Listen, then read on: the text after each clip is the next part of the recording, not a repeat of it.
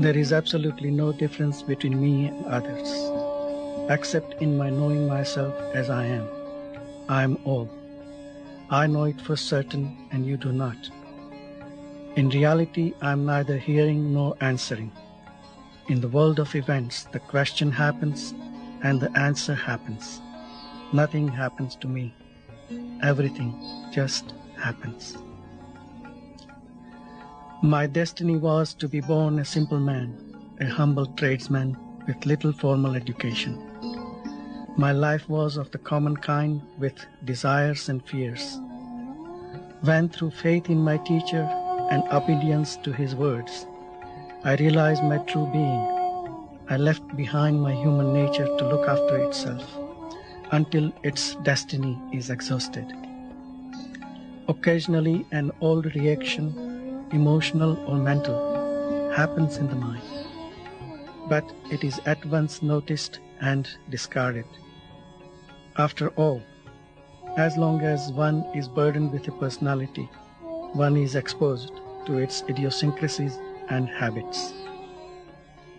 The fact that a young man who grew up in very impoverished circumstances, who had no formal education whatsoever, was granted the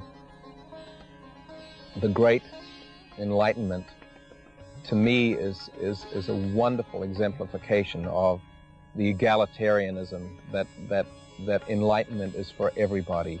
The night watchmen, the bus drivers, for people enlisted in the army, as well as for doctors, lawyers, and professional yogis.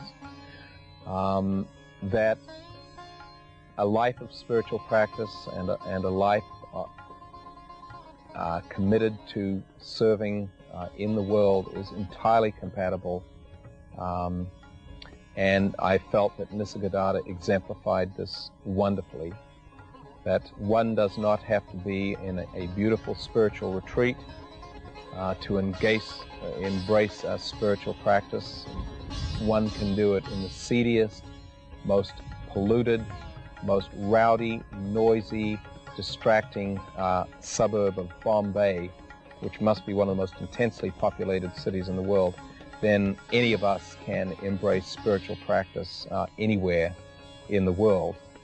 Nisargadatta was a wild, old Indian guy who had sold cigarettes on the street and then somehow had this extraordinary realization and sat in his apartment and waited for people to visit.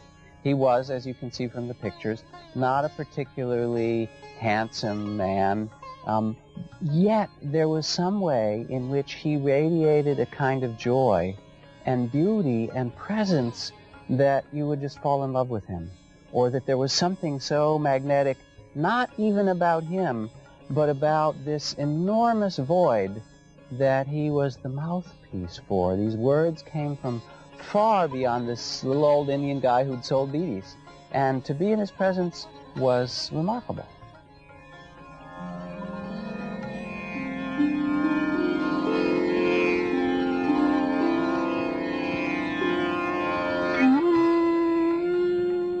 Nisargadatta Maharaj was born in 1897. His parents named him Maruti Shivrampant Kample. He was raised in a village south of Bombay, where he helped his father in agricultural pursuits.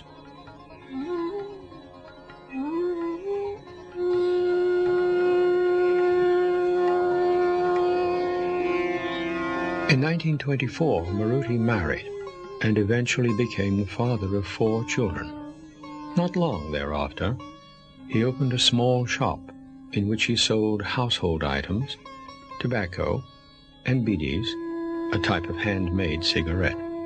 The shop prospered, allowing Maruti to open several more of these.